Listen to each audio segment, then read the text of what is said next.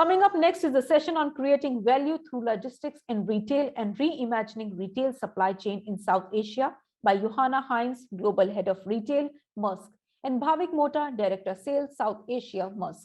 They are at the forefront of developing innovative supply chain solutions, fusing their global network and depth of expertise with pioneering digital innovations to enable their customers to stay ahead.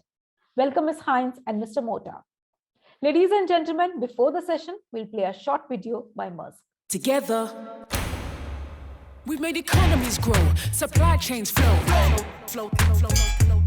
Not just plane, crane, train, ship and road,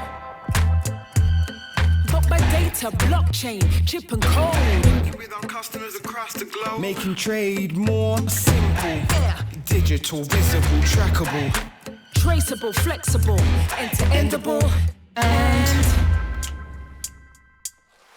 dependable.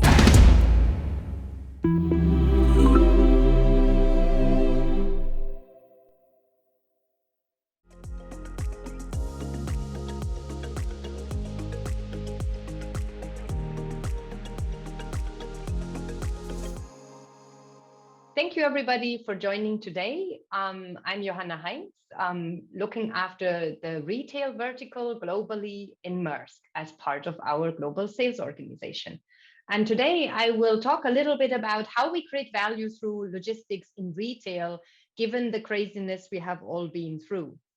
So the first question I might want to ask you also to think about is, what is actually integrated logistics? Because is this really different from what you're doing today, having maybe an ocean carrier, maybe an order management provider, or somebody who does your customs brokerage, or maybe you have somebody to look after your warehouses, or maybe you do this all yourself, because in the end, it's you who is responsible for any broken promises towards your own consumers if something doesn't work seamlessly. And even it could be a competitive advantage if you get this really right. Indeed, that's what also we think. Because unleashing the potential with your business is really happening through truly integrated logistics if we look at what the last 24 months have taught us with this pandemic. Because only if your goods arrive on time on the shelves of your stores or at the doorstep of your consumer, you're actually able to keep your promise you made to your customers. And another thing that taught us this pandemic is that there are actually quite a lot of things which can go wrong in this seemingly quite straightforward process. And we believe there's a lot of value to be gained and captured if you can make this process seamless and also bulletproof. So integrated logistics holds some of the most untapped potential to business growth in this decade. Why do we believe so? Because the recent advancement in technology really allows us to not only move goods, but actually also to shape how it is actually flowing, because we can integrate on the one hand side the data that are going with the goods together with the flow of the goods themselves in a more synchronized fashion. And integrating your logistic solutions across these different steps and stages and providers allows you to actually utilize technology to its full potential. And done right, this will create big opportunities for your business. Now, before we go more into solutions, let's take a quick step back and look at what has actually changed, or maybe not changed, in the last 24 months in the retail environment, and what is actually emerging as a new normal out of this pandemic. Generally speaking, retail has actually rebounded reasonably quickly out of this pandemic and came out rather well. If you think about it, about 5% dip in 2020, and then followed by a growth globally of around 6% in 2021. And also the forecast for this year, if you believe the likes of Statista, is actually very solid. It's still early in the year, so we need to take it with a pinch of salt, but still. Now, different subsectors in retail have obviously faced different challenges during the pandemic. While some were allowed to stay open, like the groceries and actually supermarkets and all that, while others were closed for a while, like, say, I don't know, automotive, aftermarket retailers and the like. But what was the same for all of them is that there was a huge surge in selling online, selling through the digital channels and allowing customers either to pick up at the curbside, at the store, deliver it directly to their doorstep, or any other variations of this model. Meaning, if you as a retailer have not invested into some type of online presence prior to the pandemic, you were left at a serious disadvantage going into it and coming out of it. But there is a few other trends which also kind of emerged quite strongly as part of this new normal now after the pandemic. Some of them have been there before, but they've just been accelerated further, what we've just seen also during this online channel, meaning the whole concept of what is actually shopping and how to shop in a store is now changing. Omnichannel is becoming the kind of engagement model, meaning consumers start to blend checking online for a product first before they're going into a store, but also the way how they interact in a store is changing quite significantly. The health concerns have pushed cashless payment systems, to the forefront. At the same time, consumers can be a lot more surgical about products they buy because they can check beforehand if actually something is available and then go straight to that aisle. At the same time, the store format has to offer now other things than what maybe an online experience cannot deliver, meaning the store becomes an experience much more than actually just a transaction place. So shopping is becoming a journey instead of just a market transaction compared to what there was before. The second trend, which we clearly can see, is that the supply chain itself, digitally enabled, becomes a competitive advantage. And that has also something to do with the ability to actually automate the process and reduce cost, because the race towards ever faster delivery times to the consumer's door actually have left a lot of retailers racking up quite a lot of cost through the pandemic, where they had to very quickly create additional delivery points and warehouses even to deliver consumer orders. And the ability to potentially automate that is going to divide the winners from the losers.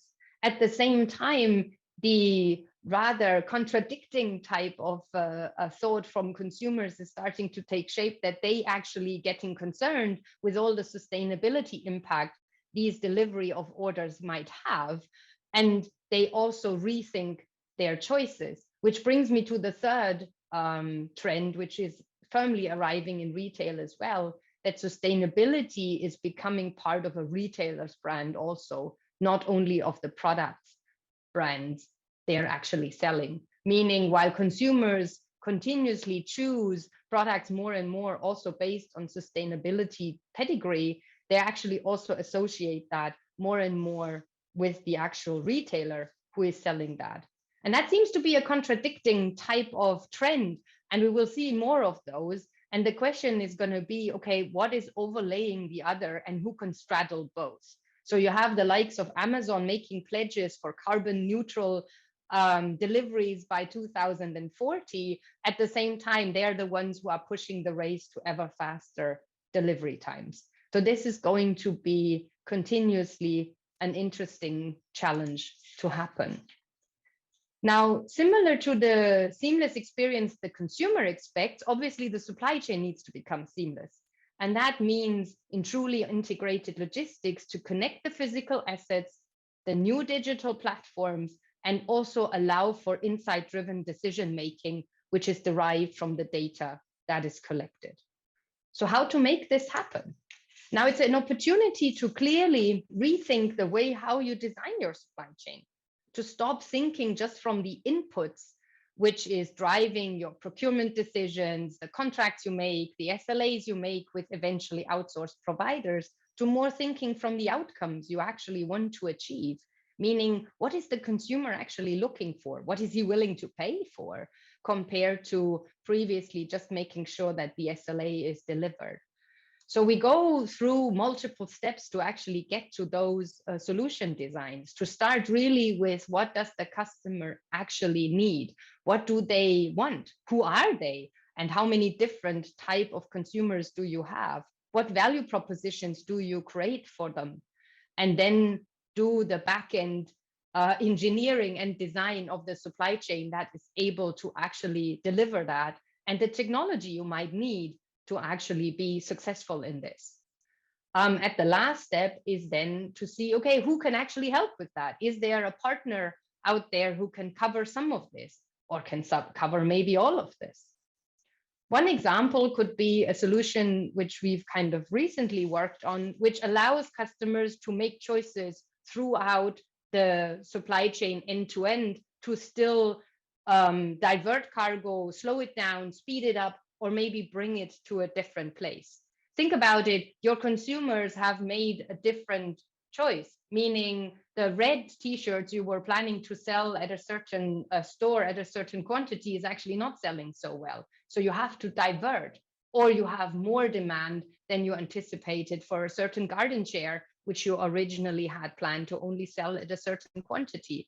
So then we would provide you different options to actually where you can still make choices to either divert that cargo through a deconsolidation center and send it directly then afterwards to a store, or maybe hold it at a hub point already earlier up in the supply chain instead of shipping it all the way to the destination market if it is not selling through. So this is the type of decision-making points which only can be enabled through good visibility end-to-end down to an individual SKU level, and that allows you then to actually make those different decisions to optimize the outcomes you want to achieve for your consumer. So what would that mean in practice? I brought you one example from a recent engagement with a customer we are having in the UK called Pure Electric, who is a scooter and electric bike retailer, and who has been growing really, really fast. They're selling in the UK, but also into France and Spain and other markets in Europe. And they have been on a growth path, which puts their supply chain really at a test. And instead of really looking for, okay, who can give me the best rate on my ocean freight, or who can do my best order management and split it all into pieces in a usual procurement fashion, they rather wanted to talk about, okay, do you understand what is important to our consumers? What is most important to them to get right? And would you be able to take over the whole thing? And that's what we did. We basically created a solution for them that managed both their direct-to-consumer business from the factory in East Asia or China all the way to the doorstep to either their store or their consumers. We manage the returns, we provide them the visibility as well as the tools to scale, meaning it actually allows them to look at visibility no matter how many factories they bring on board. And they can leverage these digital capabilities going into any new markets that I might actually choose to in a quick fashion. So if you want to go fast, you ideally go together with somebody who can help you facilitate that growth. And I guess that's what it all is about. We want to go together with our customers and facilitate their supply chains all the way. Thank you for listening. This is all I had. I will hand over now to Bhavik, who will talk a little bit more about the Indian and the East Asian markets. And if you have any questions or follow-up concerns or anything, then please put it in the chat. We will be happy to come back to you. Thank you very much. Thank you, Johanna, for sharing the global view on retail and how integrated logistics is turning out to be a very important factor for retailers across the globe. What I will do is zoom in a bit more into South Asia because it's one of the most important places for retail across the globe. In addition to being the fastest growing geography in terms of consumption, South Asia, and specifically India and Bangladesh, is one of the largest supplier base for global retailers and apparel brands. My name is Bhavik. I am part of the sales team in South Asia for Maersk. And over the last many years, I have worked across functions, commercial, operations, network development, trade lane development, and I've been fortunate enough to witness the growth and evolution of domestic and global retail markets over the last 2 decades. In the next few minutes, I will offer you an Indian perspective on important and emerging trends around customer preferences, Indian brands wanting to expand globally, and global brands wanting to set their base here in India. And how, especially the ECG and especially sustainability, is affecting customer preferences, and finally, technology as an enabler of change. Before I go there, this morning I was driving with a colleague of mine, and we were discussing the internet era in terms of how 10 years back we used to wait for that modem to show us 3 green lights before we could connect to internet. And usually it would take 5 to 6 minutes. And mentally we were tuned to wait for that 5 to 6 minutes. And 10 years hence, today, if you enter a conference or a hotel room, first thing we want is a Wi-Fi password. And if it doesn't connect in 10 seconds, we basically want to speak to the IT manager. The point I'm trying to make is that the evolution of customer buying preferences or the preferences or the habits are fast evolving. And same applies to retail. The speed is becoming extremely critical. Gone are the days you will be okay with a 15-day delivery. Forget 15-day delivery. Couple of years ago, the delivery used to happen in a week's time. Then it turned to be a 48 hours delivery. And now the new normal is 10-minute delivery. Loyalty, second point, is also getting challenged. Given the plethora of options online and with exciting new products, customers don't mind exploring. Thanks to these options, we're also seeing a shift from planned to impulsive buying. And as I said, everybody today, and especially the new generation, is looking forward for instant gratification. As a result of this, the brands and the retailers are adopting and adjusting to the fast-changing environment. This requires them to maintain a fine balance between just-in-time and just-in-case, especially to deal with contingencies. The divide between India and Bharat, to understand the customer nuances of urban India and the rural India, and the physical and the digital world to meet requirements of changing customer preferences. This balance is not easy. You need a logistics partner who can offer integrated solutions as against traditional disjointed products. One another important trend that we are noticing is a desire of the new Indian brands, the upcoming Indian brands. And all these brands have proved their worth in Indian markets and are confident to take their products into new geographies. However, the nuances of global trade, the fear of uncharted territory, and at times the fear of failure, right, is basically restricting them. However, their ambitions are taking over their fears. And based on many discussions that we have had with these customers, their highest need is to have a trusted partner who can help them on this journey. One who can offer consistent products and experience across continents, help them go multi-channels, which is basically physical, the marketplace, and online, the brand website, and can provide easy plug-and-play services without much upfront investments. As Maersk, our transformations, our acquisitions and investments are geared towards this goal. We are moving towards standardized offering and superior customer experience, integrated multiple IT platforms, and we are focusing heavily on improving our reliability.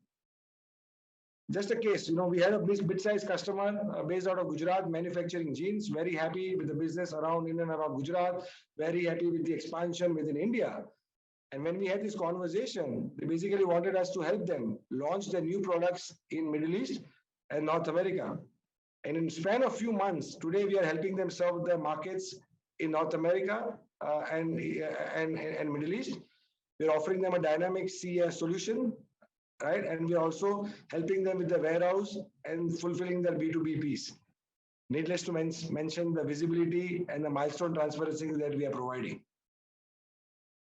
As most of you are aware, apparel exports from India is growing at a rate of around 20% plus. And this growth is fueled by two things: increased focus of global retailers in expanding their sourcing hubs in Asia, including India.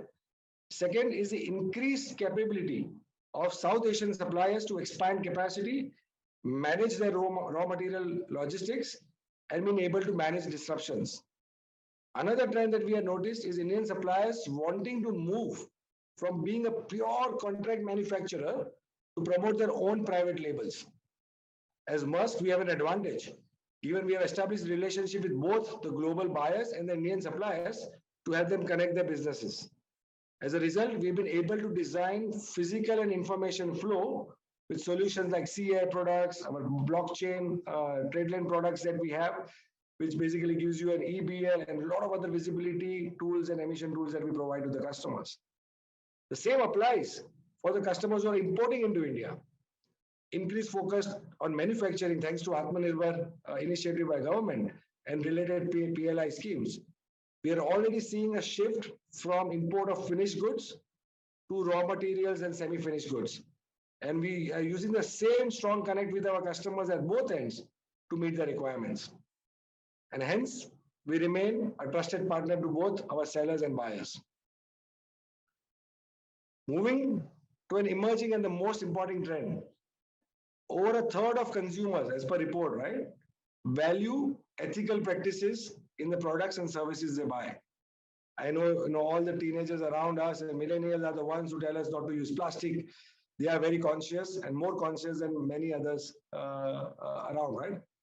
The younger demographic do not want to wait for regulatory compliance to kick in. They're more aware and more proactive and expect brands to act responsibly. In our industries, we are often asked questions when we speak to our customers saying, now, on what fuels are you using? What is your emission standard? The conversations are changing. Sustainability is taking the center stage. As a service provider of logistics, we are taking a lot of meaningful actions on sustainability, which helps us partner with customers who have sustainability on their agenda. Our initiatives in South Asia, very specifically, we are trying to convert a lot of volumes from road to rail. We are piloting our inland waterways. And all of these are appreciated by customers and gaining traction. Coming to technology as a differentiator, and we cannot ignore that. It's not a good to have asset anymore, nor it is any other IT spend. It is taking the center stage of the strategy. Brands are focused to reduce product cycle and want to increase the new product launches. Multi-channel complexity and reduced time to reach customers require brands to be on the top of the technology game. As Maersk, our data insights is helping us understand our customers better than ever before, also their end consumer behavior. It also helps us digitize our offering in pricing. Spot is our platform that we've been using for dynamic pricing to meet our spot market. We have blockchain on documentation, as I mentioned before, trade lanes, and there are various dashboards that we provide to our customers for informed decision making. These tools look at real-time data, which is prescriptive enough to suggest real-time actions. Lastly, I just like to summarize the 3 key takeaways. Consumer buying preferences are fast evolving. As a result, supply chains are becoming more complex. Second, and the most important, technology will play a very bigger role in informed decision making. And above all, sustainability will play a very critical role in the entire gamut of logistics, and we all as a players have a role to play. As Maersk, we will continue to go all the way on this journey with our connected physical assets, digital platforms, and insight-driven advice. We will remain an organization and even more as a customer-focused organization. Thank you very much for listening in. Thank you, ET Retail team, for this opportunity. I hope it gave you some insights into the approach on retail and how logistics providers are evolving. Before you go, I request all the participants to visit our virtual booth. You can click on that, and also to learn more about Maersk and how we can help you grow your business. And you may also access our homepage by scanning the QR code. And if you have any business query or you want to consult us, please reach out to Arun Paredar, who heads the retail vertical for Maersk in India. Thanks once again for listening in. All the best. Have a great day ahead. Be safe. Thank you.